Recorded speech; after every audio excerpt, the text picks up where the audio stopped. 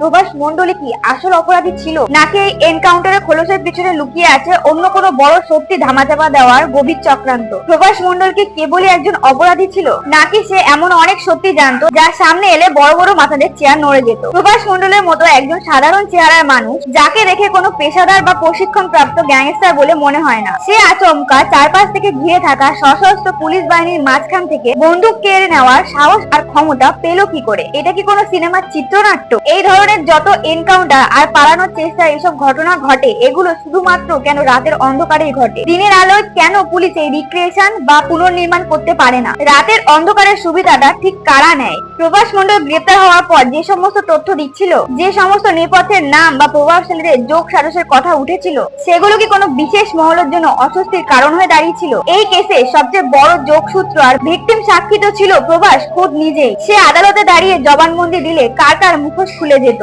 তাকে কি সেই বড় মাথাদের বাঁচানোর জন্যই রাতের অন্ধকারে চিরতরে চুপ করে দেওয়া হলো?